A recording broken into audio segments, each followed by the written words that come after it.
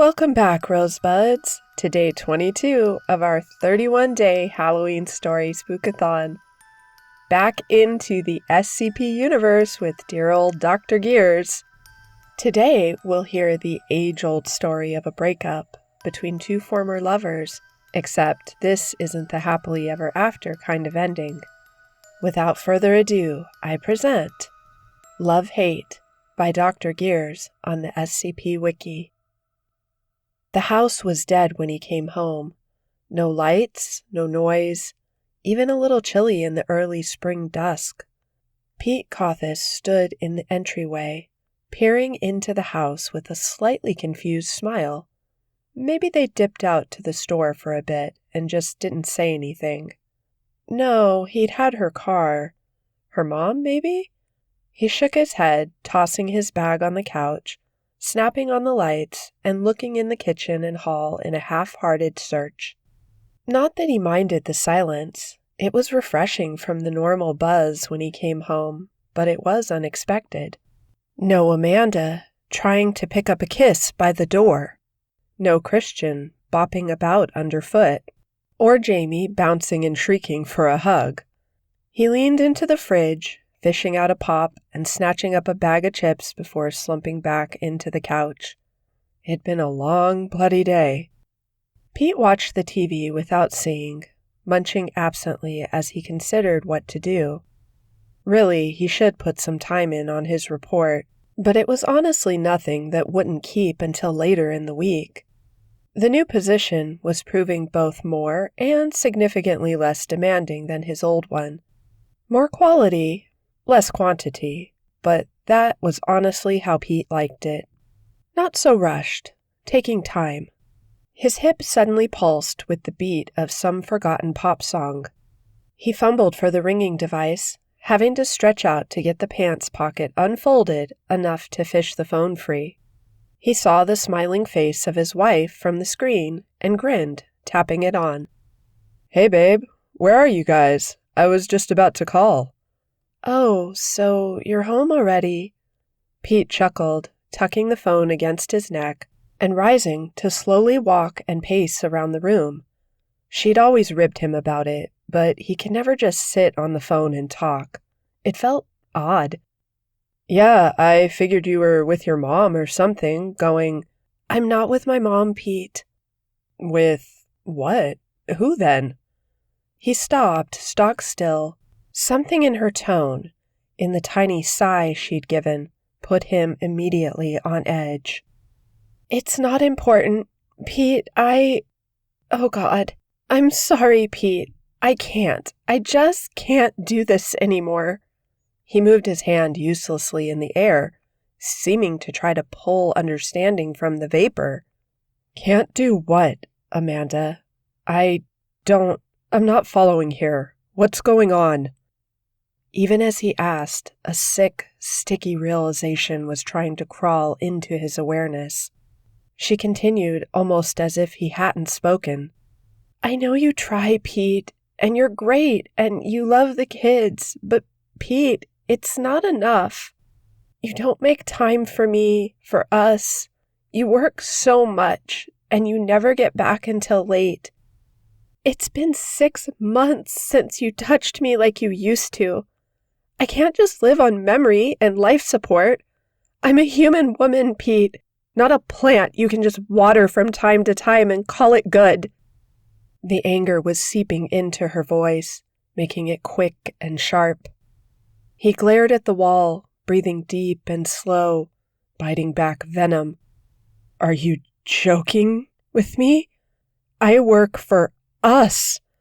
I work to keep us alive and afloat. You think I like coming home in time to basically put the kids to bed? Too exhausted to do much of anything? Shockingly, I don't. I don't get what the hell you're revved up about, but I think we need to talk about this. Face to face at the very least." There was a sob in her voice now, along with the rage. "Lordy." "No! No more talking and discussing and working things out. You're not going to change. I know better now. I thought I loved you, and I think I do, but I can't. My heart is bleeding out to you, Pete, and nothing is coming back. It's like I'm pouring my feelings into a sieve, and it all just runs away. Did you really care about me, Pete, or was I just a fun time that got out of hand? You wanted me so bad you had to go and marry me to seal the deal? Was that it? Her voice was laced with bile and festered anger, yet he still stared, blank, at the wall. His voice, however, simmering and tight, betrayed that bland mask. Why is all this happening now? You could have told me this. I ask you what the hell is wrong almost daily. You just keep letting it simmer and then explode on me like it's somehow my fault you won't talk? I don't know what you're thinking, but we need to at least talk this out face to face. No more talking, or letting you put your sticky fingers in my head. I've found someone else, Pete. His heart dropped like a stone in a frozen lake. Even the sickly expectation of it hadn't helped. She kept on through his silence. He loves me, Pete, truly. And the kids, too. You took 6 years of my life, Pete. You bled me out for all I had, and didn't give me anything. Amanda, where are my children? It was barely a question. He knew, but he had to hope. He was willing to ignore the unfairness, the one-sided, petulant whining, if this one single question was different from his expectation. He started walking again, slowly. Pete, I can't leave them there with you. You're not even there, Pete. You wouldn't even be able to put them on the bus in the morning. You're a picture to them, and not much more. They're safe, and will be until the trial. But I'm not letting you see them, Pete. I can't trust you anymore. You've hurt me too much. She dissolved into sobs, gasping into the phone. The sudden, explosive laughter brought those sobs up short. Hurt you? Oh, wow. Me. Hurting you. Honey bunny, I don't think you understand that term. Pete. You have not a clue at all what I gave up for you. What it took every day to be the very best husband and father I could be, do you? I mean, wow. He loosed another gale of laughter, shaking his head and starting to walk down the hall. Wow, baby, I'm stunned. Really, I am. I don't mean to laugh. You have no fucking clue, do you? At all. This is what I'm talking about, Pete. These games you play. It's not healthy. Dear heart, I don't think you have a clue. Listen, babe, I hate to yank you out of your speech. I'm sure you've been mentally reviewing for weeks when you insisted everything was fine. But I have a question for you, if you'll indulge me. He tucked the phone against his neck again, swinging open the basement door and starting down the steps. Don't talk down to me like that, Pete. I'm not going... You will listen to every word I have to say. He could almost hear her freeze and stare at the phone. He smiled, an easy, empty smile, tasting her confusion over airwaves. Now finally, maybe she was understanding that the situation had changed. Pete, you're... When we got together, babe, I loved you more than anything in the entire world. I mean, anything. And I don't think you ever fully got that. Not all the way. Then, when we had kids, well, I hate to admit it, but they took the forefront. Harsh, I know. but I think that's how it's supposed to be. Even if you seem to think my every waking moment should be in devotion to you. That is not what Anyway, I gave up a lot for you. The smoking, the swearing, all those goodies. But I don't think you fully understand the sacrifice I made to be with you. He crossed the basement, the gloom of the bare bulb showing just enough to move the old bookcase safely, sliding it along the dusty floor. Have to sweep down here sometime. Do you remember way back when we first got together? There was that thing in the news about, what was it? The red ghost, or the red phantom or something? Silence stretched across the phone line. Still there, babe? Yes. Oh, good. Remember, you had me walk you home from those few times because there was a murder a couple of towns over? Always homes, never any real struggle, nothing broken into.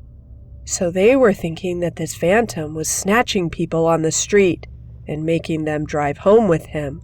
You were so scared, and I'm sorry I laughed, but I mean, it was cute, really. Pete, what do you He reached low, listening to her breathing turning ragged as he fished out the loose bricks. Was this other fellow right there, offering moral support? Or did she excuse herself to rip his heart out in private? Kids probably not with her, maybe Mom. No, Kathy probably, worth a stop at least. Some things are automatic, babe. You don't think it's just needed, and you do it. Washing hands, tying shoes, automatic. It takes no thought at all to do, but an ocean of focus not to. Every single day. Every one. I made the choice not to be automatic because I loved you. I chose not to. Pete grinned, pulling the duffel bag from the wall with an uneven clank. He fished inside, pulling the thick, smooth curve of the linoleum knife free and tapping the point. I can't believe you would do this. And take the kids, no less. Wow, Do you get it now, baby? Do you understand what I'm telling you now? Is it sinking in? Her breath was coming too fast, sobs choking in. Oh God, I'm gonna call the cops, Pete. You aren't. I won't let you do. Oh God, Pete. Call him, babe. Please, I'll be gone. But I want you to feel good, baby. I want this to be easy for you now. You know me, lovey. Remember, you kept commenting how I fit in anywhere. I can talk to anyone. I have that open, trusting face people love. People really love to listen to me. Trust me. Believe me. His smile was honest amusement as he pulled up his shirt and secured the harness, dropping the knives, needles, and other helpful bits to their places. Didn't you ever wonder why they stopped right around when we got together, and you decided to just toss me to the wind like nothing? Garbage. Wow. Pete, keep away from me. Oh God, Pete, don't. You're scaring me, please. Honey bunny, you don't understand that term. You're going to be checking under your bed for me. I've never felt such a whip-snap of devotion. As much as I loved you, it's gone to the same amount in the polar opposite direction. I don't think you could just pass it off as April Fool's anymore, even. I'm still trying to wrap my head around how you could do this. He shook his head in disappointment, adjusting it as he took a practice throw with the knife. Rusty. Need to practice. Still, like riding a bicycle, never really forget. She was sobbing now, blubbering, something threatening maybe. I'm going to get rolling, baby. Let you call the cops and such.